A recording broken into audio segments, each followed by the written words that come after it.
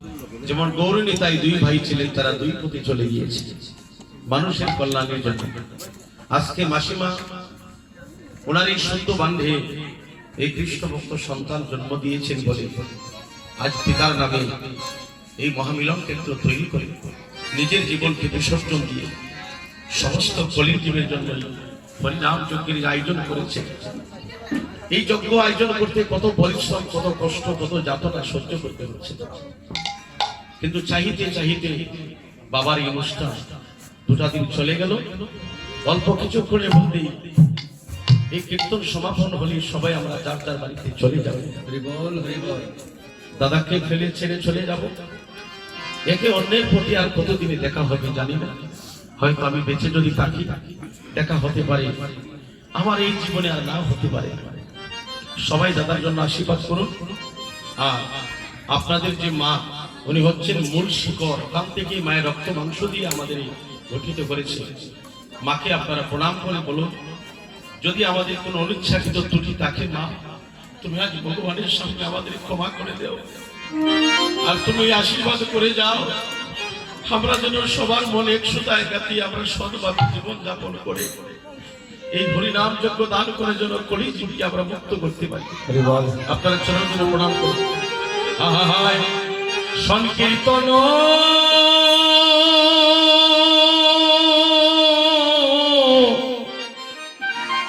সংকীর্তন সমাধি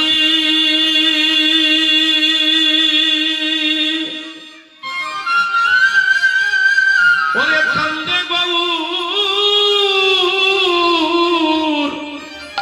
কান্দে গৌর নীর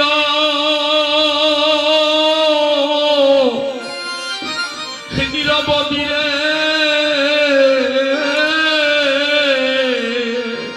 সংকীর্তন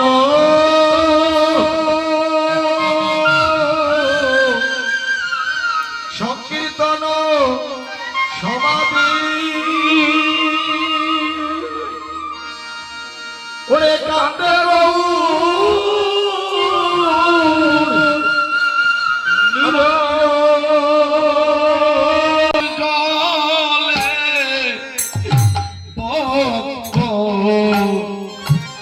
বক্ষ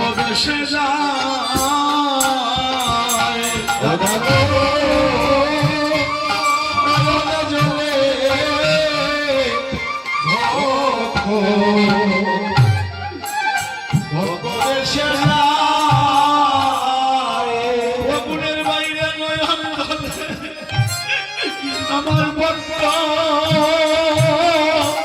ও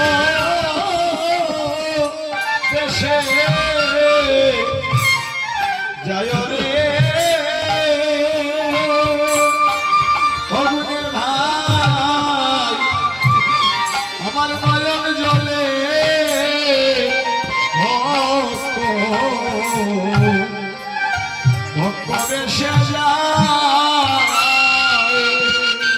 আমার নয়ন জলে ভক্ত ও দেশে জয় রে গুণের বাইরে আমার নয়ন জলে ভক্ত ভক্ত দেশে যায়। আমার আনন্দের বাজার ভাঙ্গিয়া গেল রে,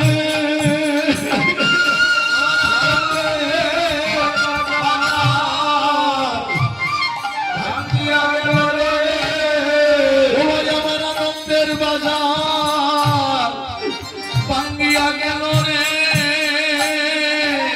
আমার আনন্দের বাজার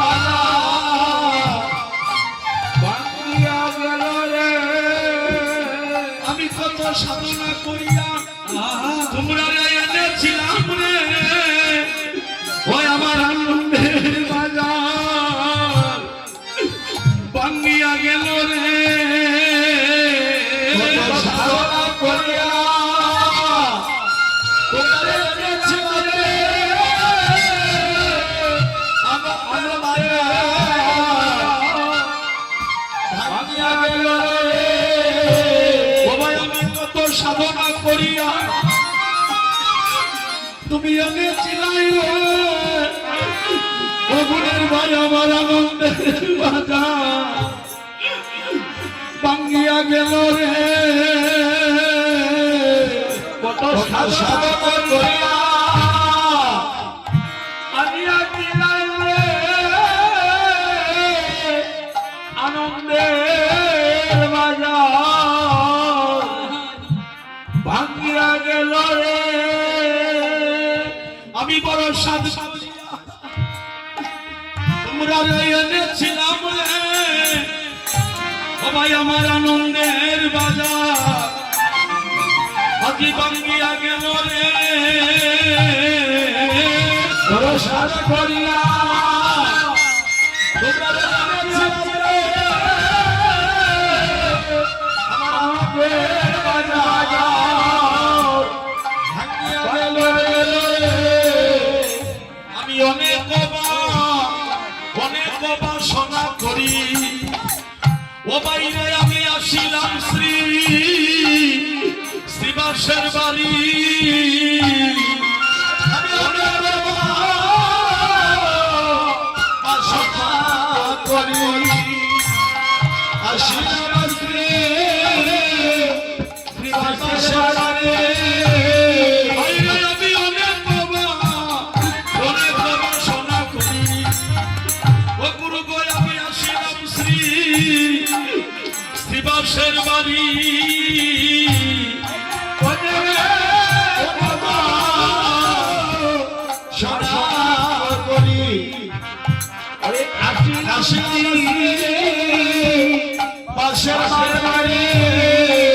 গুণের বাইরে গুণের ভাই আমার আজি বিলাই দিতে প্রাণ আমার প্রাণ পেতে যা গুণের বাইরে আজি বিলাই দিতে প্রাণ পেতে যা আমার প্রাণে ধৈর্য মানে না রে আমার প্রাণে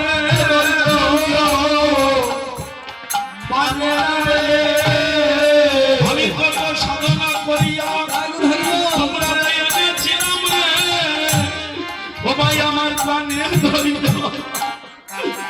মানে না রে কত সাধনা করিয়া এনেছিলাম রে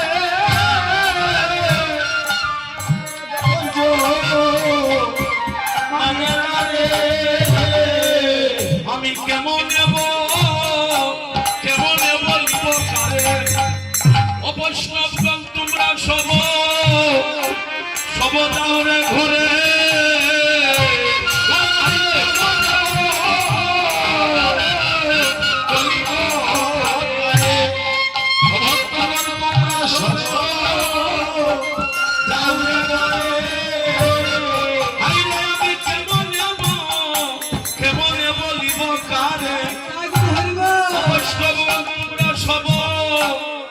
যাওরে করে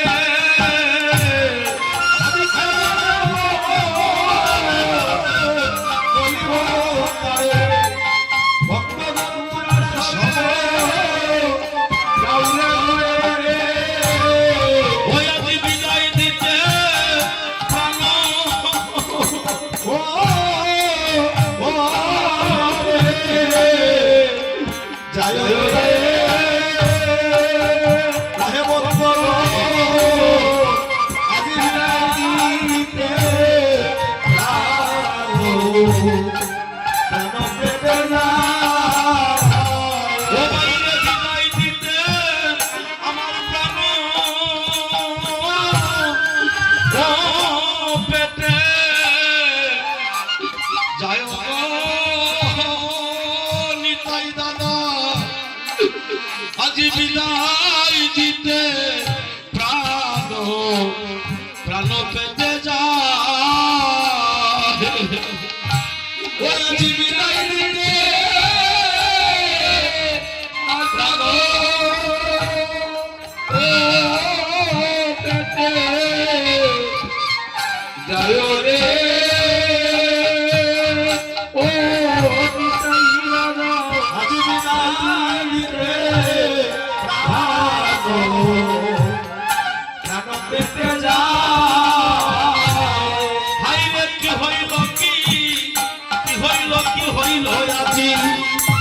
ওরে কান্দে গৌর আমার নিরবধি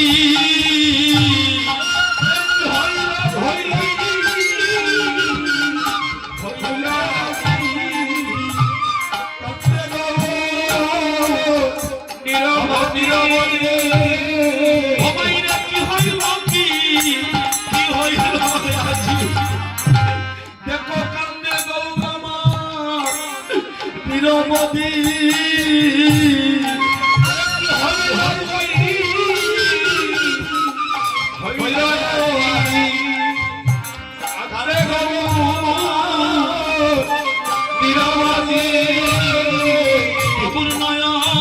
জলে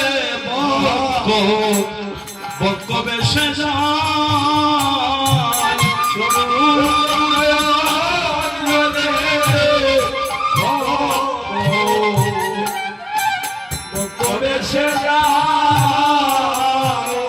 ওগুনের বাইরে ভাই আমার এমন দিনার কবে হইবে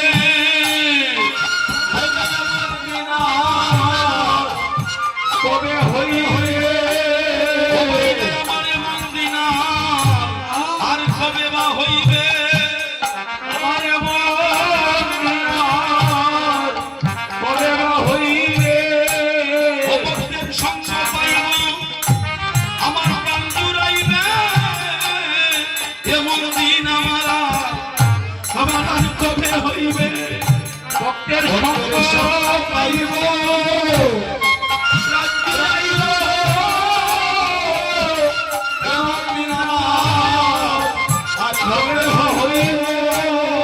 ভক্তের সঙ্গ পাইব আমার প্রাণ জুড়াইবে ও বাইরা এমন দিন আমার আর কবে বা হইবে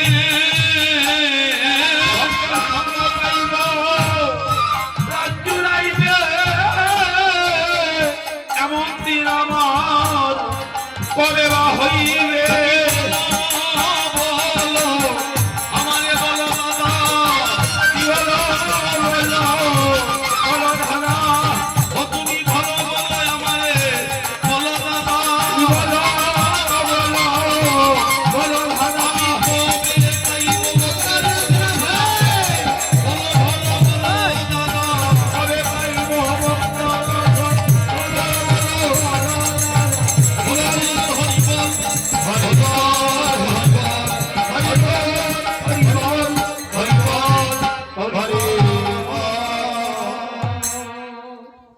নিত্যানন্দ প্রভুর গলায় ধরিয়া অশ্রু সিক্ত নয়নে দাদার গলায় ধরিয়া ক্রন্দন করে আমার গৌর হরি আর বলিতেছে দাদা আমার আনন্দের বাজার ভেঙে যাবে চাইতে চাইতে আমার হরিনাম যজ্ঞ পূর্ণ হয়ে গেল আর কতদিনে এই ভক্তের সাথে আমার দেখা হবে আমি জানি না ভক্তের আনন্দের বাজার ভেঙে যাব বলে আমার মহাপ্রভু নিত্যানন্দ প্রভুর গলায় ধরিয়া ক্রন্দন করে বলছে দাদা তুমি আমার ভক্ত বৈষ্ণবকে বিদায় করো গৌর হরির কথা শুনিয়া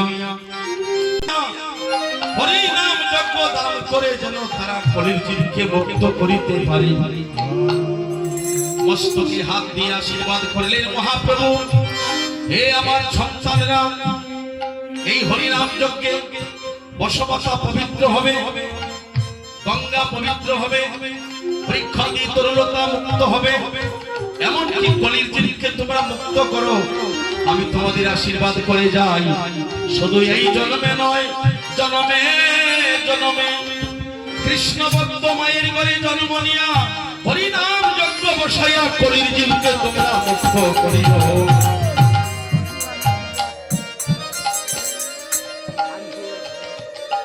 আপনারা ছোট মোটা তোমাদের মা বাবা যারা আছে তোমরা পায়ে হাত দিয়া ভক্তি করে বলো যে হে বাবারে বলো মারে বলো তোমরা আশীর্বাদ করে যাও আমরা যেন সৎভাবে জীবন যাপন করতে পারি আমরা যেন ভগবানের নাম নিতে চলে যেতে পারি তোমরা সন্তানের মাথায় আশীর্বাদ করো হাত দিয়ে যে আমরা ব্যতীত যেদিন চলে যাবো এই পৃথিবী ছেড়ে সেদিন তোরা এই কাজটি করিস কি বলবো তোমরা জন্মে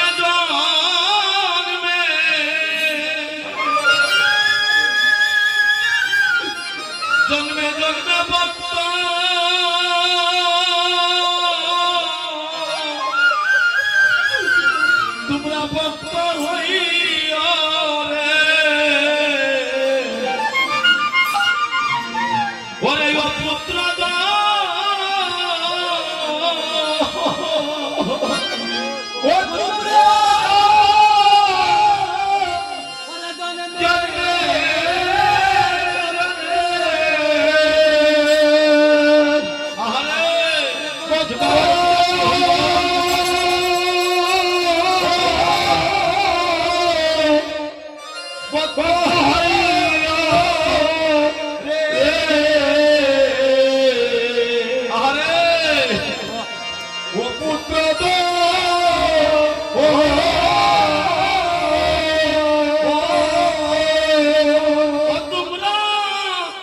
তোমরা জন্মে জন্মে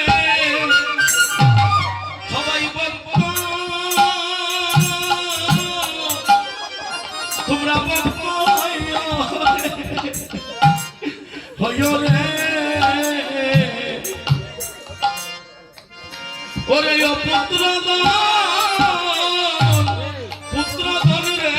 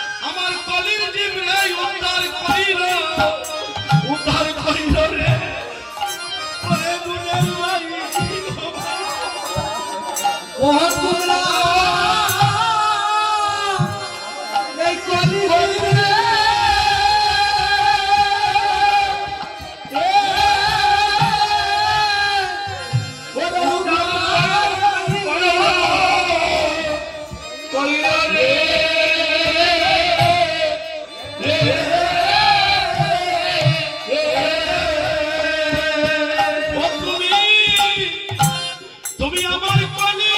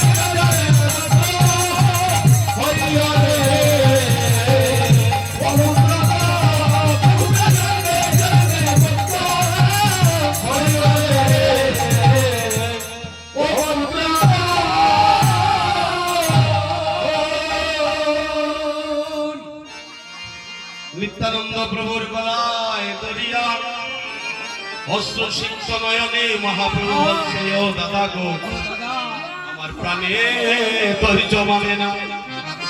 আমি বড় সাধ করিয়া এই চাঁদের বাজার বসিয়েছিলাম, আমি কেমন করে আনন্দের বাজার দেখতে যাব? আমার প্রাণে ধৈর্য মানে না। ও দাদা, তুমি মহান্ত ভক্তগণকে বিদায় করো। যখন বলেছে তুমি বিদায় করো, নিত্যানন্দ প্রভু বলেছে, না না, আমি পারবো না। বাজার তুমি লাগিয়েছো, বাঙ্গিতে কেন আমাকে বলছো? আমি ভক্তির সাথে বাজার বানাতে পারবো না। অশ্রু সিক্ত নয়নে নিত্যানন্দ প্রভু মাথা নত করে চুপচাপ বসে আছে। আর আমি একা না হয় সঙ্গ থেকে চলে যাব, তবু ভক্তের আনন্দের বাজার আমি ভাঙবো না। লীলার পাশে দাঁড়িয়ে পদকর্তা মহাজন বলেছে, কি বলেছে? আহাহায়, তোমরা দেখো নিতাই,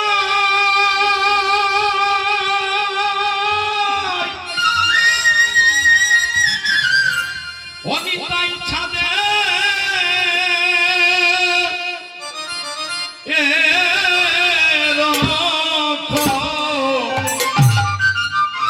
ছাদের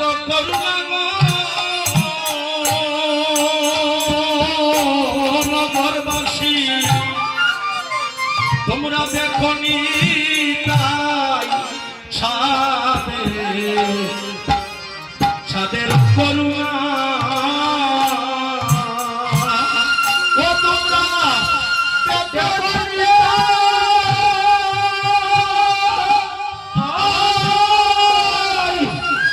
ছাদে,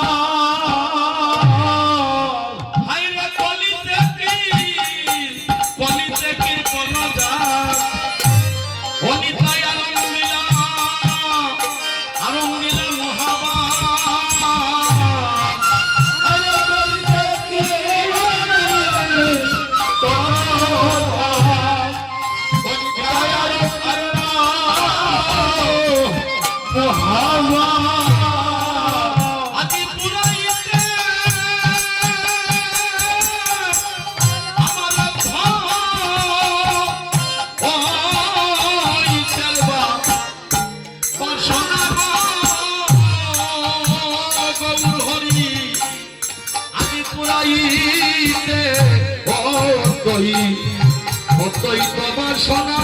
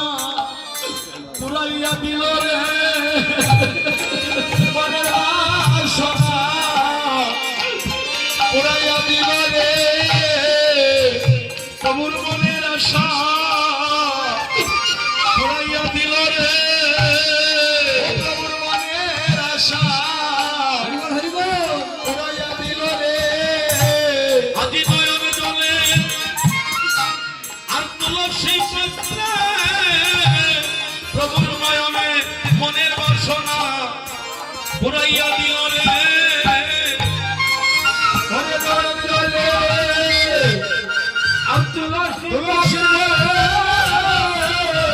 প্রভুর মনের বাসনা পুরাইয়া আজি পুরাইতে অতই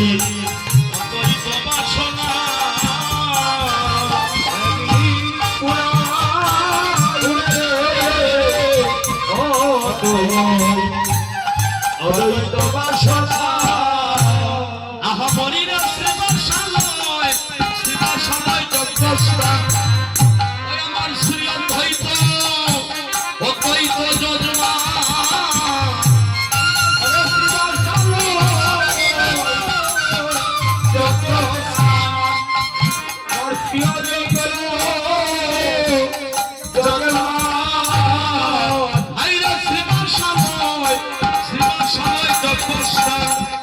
ওই আমার শ্রী অদ্বৈত অদ্বৈত যজমা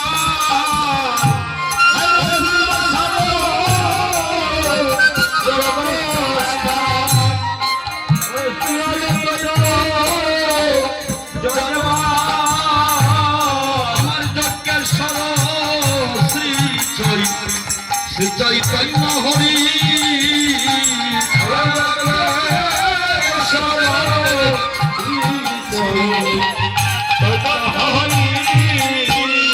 আইরে হুতা হইল নিত্যানন্দ এই হরিনাম জীবের জীবের মহামন্ত্র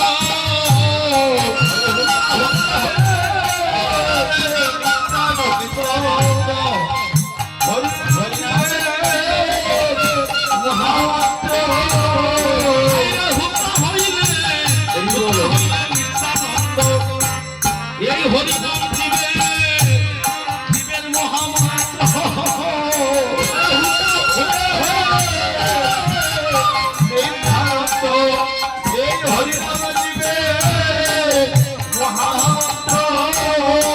আমরা বদ্ধ জীবের মুক্তি মুক্তি কর্ম করি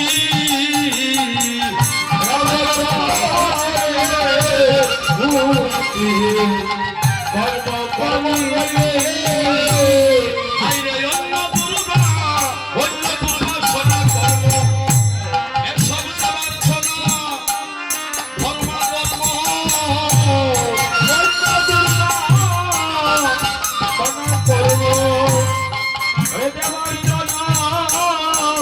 ধর্মাধর্ম আইরে অন্য দুর্গা সোনা কর্ম আইরে দেবার সোনা ধর্মাধর্ম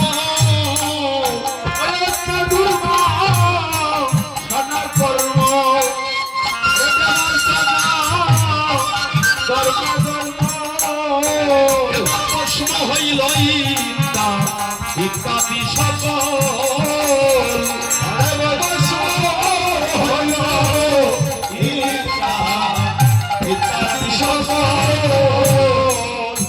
প্রশ্ন হইল ইত্যাদি সকল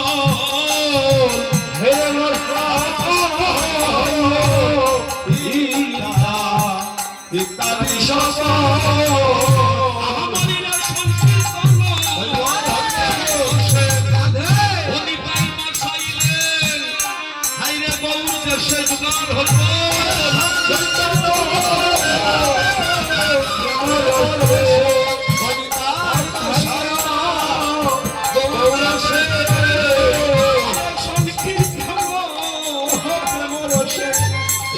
পতিতাই বাসাইলেন গৌর দেশে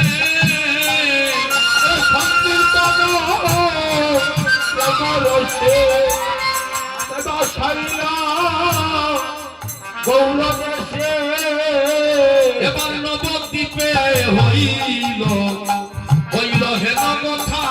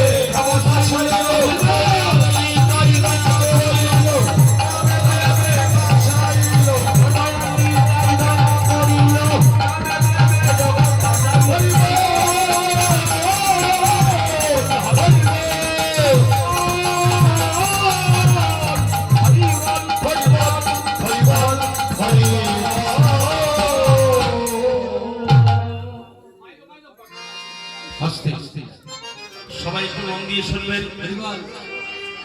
অল্প কিছুক্ষণের মধ্যেই এখানে আসবে একটা মাটির পাতিল, যেটা প্রেমের বাক্য বলা হচ্ছে। অল্প কিছুক্ষণের মধ্যে মায়েরা কেউ কথা বলবেন না, আমার ভক্তিমতী মাদেরকে বলছি আপনারা বসুন, দাঁড়িয়ে থাকবেন না, কেউ বসুন, বসিয়া শুনুন। অল্প কিছুক্ষণের মধ্যে এখানে একটা মাটির পাতিল আনা হবে। আমি পদে যা বলেছি ভাবধারায় মহাজনীর সিদ্ধান্তে আমি তার আলোচনা করছি, আবার তা না হলে তো সবাই তো আর পদের মাধ্যমে বুঝতে পারে না। দেখো নিতাই চাঁদেরও করুণা, কলিতে কীর্তন যাক আরঙ্গিলা মহাবাগ, পুরাইতে অদ্বৈত বাসনা। অর্থাৎ গৌর হরি নবদ্বীপে জন্ম নিয়ে আবির্ভূত হয়ে এই জগতের বাসনা পূর্ণ করার আগে বলছে আমি অদ্বৈত বাঞ্ছা পূর্ণ করব। তার কারণ কি? অদ্বৈত প্রভুর বাসস্থান ছিল শান্তিপুরে। আমি শান্তিপুরে আগে অদ্বৈত বাঞ্ছা পূর্ণ করতে যাব কেন? অদ্বৈত প্রভু এই কলির জীবের জন্য যতদিন নয়নের জল ছেড়ে দিয়া কেঁদেছেন এই বিশ্ব ব্রহ্মাণ্ডে জীবের জন্য, আর ততদিন কেউ কাঁদতে পারে না। সেই জন্য আমি অদ্বৈত বাঞ্ছা পূর্ণ করতে যাব। অদ্বৈত প্রভু জগতের কল্যাণের জন্য 14টি বৎসর নয়নের জল দিয়েছে, তাই পুরাইতে অদ্বৈত বাসনা প্রথম পদ। দ্বিতীয় পদ হলো সেবাশালয় যজ্ঞস্থান শ্রী অদ্বৈত যজমান যজ্ঞেশ্বর শ্রী চৈতন্য হরি। এর কারণ হলো আস্তে যে স্থানে কীর্তন হচ্ছে এই স্থানে এই বাড়ির মালিক জানি আমরা কে, যিনি স্বর্গীয় মৃণাল কান্তি দে উনি ছিলেন। উনি দেহ রাখার পরে উনি দেহ রেখে যখন ইহলোক ত্যাগ করে পরলোক গমন করছেন, এখন এই স্থানের মালিক হবে কারা? ওনার পুত্র কন্যা যারা আছে, ওনার সন্তান। দাদার নামটা বলে দিলাম, তপন দাদা। আমার তপন প্রভু ওনার ভাই এবং মাতৃদেবী সাথে আছে, স্ত্রী পুত্র, ওদের পরেই তারা হচ্ছে এই বাড়ির মালিক। কিন্তু হরিনাম যজ্ঞের বিষয়টা একটু ভিন্ন। যেদিন থেকে এখানে অধিবাস হচ্ছে, যেদিন থেকে মহাপ্রভু এই বাড়িতে পদার্পণ করেছে, ওদের বহুদিনের স্বপ্ন ছিল মহাপ্রভুকে আহ্বান করে প্রভুকে এই বাড়িতে এনে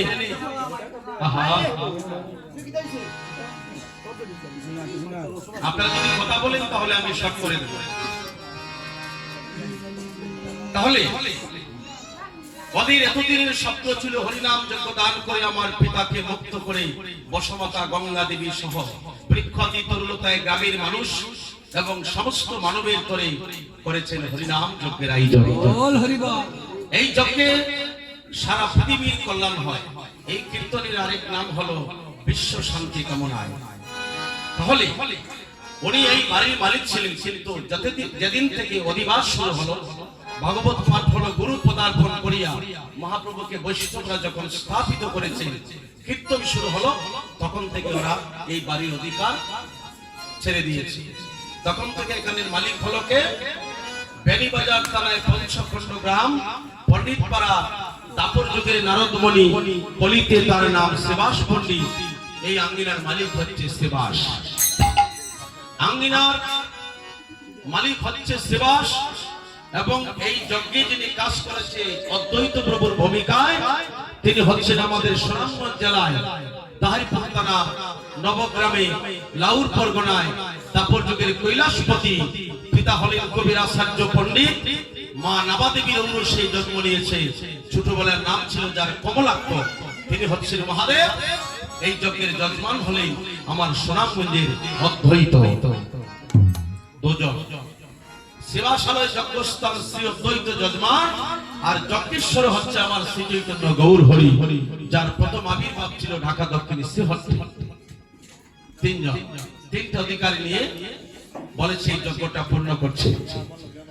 4 নম্বরে পদে বলা হচ্ছে হোতা হলেন নিত্যানন্দ হরিনাম মহামন্ত্র বদ্ধজীবীর মুক্তি কর্ম করি। বদ্ধজীব কারা? যারা সাধন ভজন করতে চায় না, যারা ঘরে বসে নিজে করতে চায় না, অন্যের সমালোচনা করে, তারা হচ্ছে বদ্ধজীব। যারা সংসারে স্ত্রী পুত্রকে নিয়ে মায়াবদ্ধ হয়ে আছে, মাতৃগর্ভে যে প্রতিজ্ঞা করেছিল ভগবানের নাম নিব, সেই কথা যারা ভুলে গিয়েছে, তারা ঘরে বসে নিজে শুনে না, অন্যকে শুনতে দেয় না, মায়ায় আবদ্ধ হয়ে যারা বন্দী, তাদেরকে বদ্ধজীব বলা হচ্ছে। হোতা হলে নিত্যানন্দ হরিনাম মহামন্ত্র বদ্ধজীবের মুক্তি কর্ম করি, তারা হচ্ছে বদ্ধজীব। এই কীর্তনে সেই বদ্ধজীবের মুক্তি হবে। 5 নম্বরে বলেছে বসো বাবা, বসো বসো বসো বসো, দেখেন বসো বসো। 5 নম্বরে বলেছে অন্য দুর্বাসনা কর্ম, দেবার্চনা, ধর্মাধর্ম ভস্ম হইল ইত্যাদি সকল। এর কারণ কি? আগের দিনের মানুষে দেবদেবীর পূজা বেশি করতেন। যেমন ধরেন কালী পূজা, দুর্গা পূজা এখনো হয়, বিষ্ণু পূজা, চণ্ডী পূজা, দক্ষিণা কালী, শ্যামা কালী, রক্ষা কালী, এইগুলা বেশি হইত। কলির যুগে মহাপ্রভু পরিষ্কার করে বলেছে যে ভক্ত ভক্তির মাধ্যমে একমাত্র মহাপ্রভুর চরণে তুলসী দিলে, একমাত্র গোবিন্দ চরণে তুলসী দিলে আর অন্য দেবদেবীর পূজা করতে হয় না।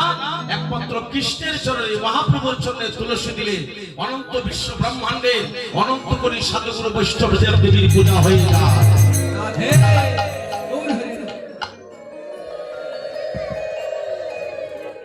তাহলে একমাত্র গোবিন্দ চরণে তুলসী দিলে যদি এই অনন্ত দেবদেবীর পূজা হয়ে যায়, তাহলে আমরা এত পূজাপুজি না করে আমরা একমাত্র কৃষ্ণ ভজনে সরাসরি চলে যাব, তাহলে সবার পূজা হয়ে যাবে। একটা অন্য দুর্বাসনা কর্ম, দেবার্চনা, ধর্মাধর্ম ভস্ম হইল ইত্যাদি সকল। এর দ্বিতীয় অংশে আমি আরেকটা কথা আপনাদেরকে বলতে চাই। আপনারা তো দেবদেবীর পূজা করেন, করেন না? মনে করেন দুর্গা পূজা গেল, এখন আসতেছে দুর্গা পূজার পরে কালী পূজা গেল, কালী পূজার পরে এখন আসতেছে কি সামনে? শ্রীপঞ্চমীতে সরস্বতী পূজা সামনে আসতেছে, সরস্বতী পূজা আসতেছে, তারপরে আবার আসবে বাসন্তী পূজা, একের পর এক আসতেছে এই পর্ব। আমি আপনাদের কাছে এই আইনপুর গ্রামের শিবাসের শ্রীঅঙ্গনে আমি সকলকে বিনীত প্রার্থনা করে যাই, যে কথাগুলো সবাই বলবে না, আমি বলতে চাই। এবং আমার উদ্দেশ্য হলো আমাদের সনাতন ধর্মের মানুষ ধর্মের দিকে এগিয়ে যাক এবং আমার ধর্মতার যেন প্রবর্তন হয়, ধর্ম যেন উজ্জ্বল হয়, আমাদের ধর্ম নিয়ে যেন কোনো মানুষ কটাক্ষ করে কথা না বলতে পারে, আমার ধর্মকে যেন আরো খারাপ মস্করা না করতে পারে। এর কারণ হলো যে কথাটা বলতে চাই, আমাদের মায়েদের দিকে লক্ষ্য করে। আপনারা সরস্বতী পূজা, দুর্গা পূজা, লক্ষ্মী পূজা, দক্ষিণা কালী, উত্তরা কালী, শ্যামা কালী, রক্ষা কালী যাই করে, আপনাদের স্বামী বা ভাই, পিতা পুত্র সবাই করবেন, কিন্তু একটা কথা সবাইকে বলবেন, পূজার শেষে কোন মূর্তিকে যেন রাস্তায় গাছতলায় দাঁড় করে রাখা না হয়। এর মূল কারণ হলো আমরা পূজা করি, যদি রাস্তায় মূর্তিকে দাঁড় করে রাখি, বৃষ্টি জল ফেলে মূর্তির মাথা ভেঙে যায়, হাত ভেঙে যায়, একটা বিশ্রী চেহারা ধরে। একটা বার হলো এটা। 2 নম্বরে হলো পূজার শেষে যদি মূর্তিকে রাস্তায় ঘাসতলায় দাঁড় করে রাখা হয়, বিভিন্ন ধর্মের লোকজন আমাদেরকে প্রশ্ন করে, এই মিট্টু সরকার আপনি কীর্তনে বলেছেন, আমরা শুনেছি এবং দেখেছি হিন্দুদের দেবতাকে তপস্যা করে পাওয়া যায় না, আরাধনা করে পাওয়া যায় না, কিন্তু আমরা অন্য ধর্মের লোকরা তো দেখলাম আপনাদের দেবদেবী রাস্তাঘাটে পাওয়া যায়। এগুলা সংশোধন করা দরকার আছে না নাই? অবশ্যই আছে। তারা বলে যে তোমরা বলো দেবদেবীকে পূজা করে পাওয়া যায় না, কিন্তু আমরা তো দেখলাম তোমাদের দেবতা রাস্তাঘাটে পাওয়া যায়। এটা কেন বললো? আপনি রাস্তায় দাঁড় করে রেখেছেন বলে তারা সত্য কথা বলছে যে তোমাদের দেবদেবীকে রাস্তাঘাটে পাওয়া যায়। এখন এই অপবাদ থেকে, এই কুসংস্কার থেকে আমরা কিভাবে রক্ষা পাবো? আপনার বাড়িতে যদি মান্ডব থাকে, দেবীকে মান্ডবে রেখে সকালে ঘুমতে জল তুলসী দিলেই দেবী সন্তুষ্ট হয়ে যাবে, ফল ফুল দিতে হবে। 1 নম্বর ভক্তিটা গ্রহণ করে দেব। যদি আপনার বাড়িতে মান্ডব না থাকে, আমার সেদিনও এই মুক্তারপুর গ্রামে একজন এই অফিসারের বাবা আমাকে প্রশ্ন করলো যে আপনি বললেন মণ্ডপে রাখার জন্য, অনেকের তো মণ্ডপ নাই, সে কোথায় রাখবে? সেই ব্যবস্থা আমি করে দিচ্ছি। যাদের মণ্ডপ নাই, মণ্ডপে রাখা যাবে না, যাদের ঘর নাই, তাদেরকে বলছি আপনারা পূজার শেষে এই দেবীকে বা দেবতাকে যাত্রা করে, যত্নের সহিত যাত্রা করে আপনি বিশুদ্ধ জলে, গঙ্গার জলে অর্থাৎ পুকুর আছে বা নদী আছে, আপনি যত্নের সহিত কষ্ট করে শুদ্ধ গঙ্গার জলে দেবীকে বিসর্জন দিয়ে আসুন।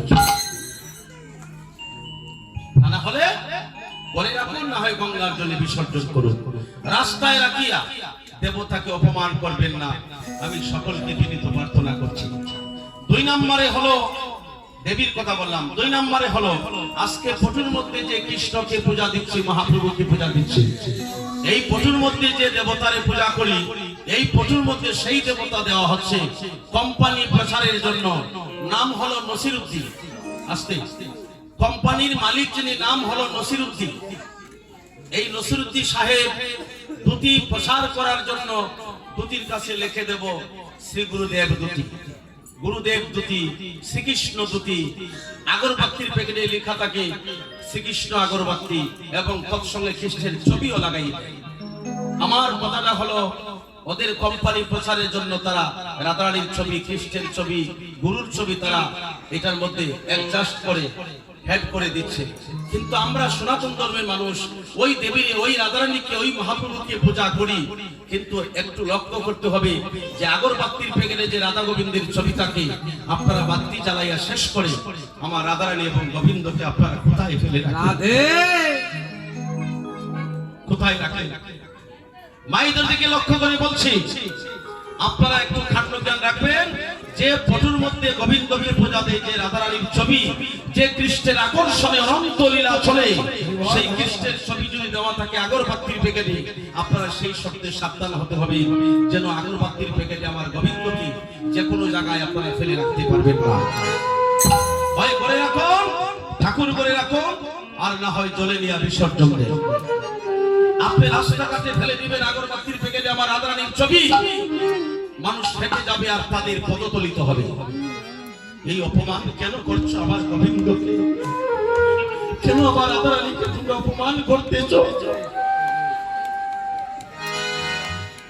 তাও যদি বিশ্বাস না হয় আপনাদের গুরুর কাছে জেনে নেবেন, গুরুকে বলবেন যে আগরবাতির প্যাকেটের ছবি দেওয়া হচ্ছে, এটা আমরা কি করব?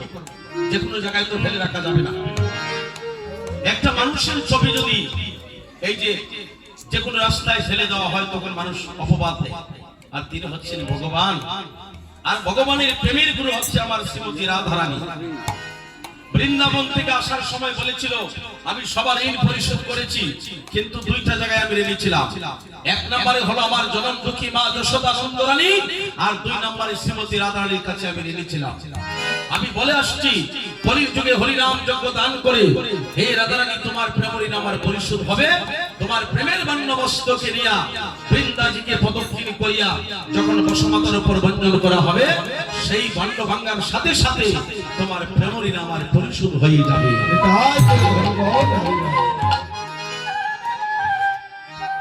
আমি সংক্ষিপ্ত ভাবে বললাম, আমি অনেকক্ষণ ধরে বসা, আপনারা আসতে হয়তো পরিক্রমা করে একটু বিলম্ব হয়েছে। দাদার সাথে আমার একটা বন্ধুত্ব সম্পর্ক, আর আমার এই শক্তিটা বহুদিনের সম্পর্ক, আমার সাথে এমন একটা আন্তরিকতা সৃষ্টি হয়েছে। দাদার কীর্তন আমি যাব, মাঘ মাসের 3 তারিখে দাদার কীর্তন হবে। আপনারা সবাইকে আমি আমন্ত্রণ করলাম।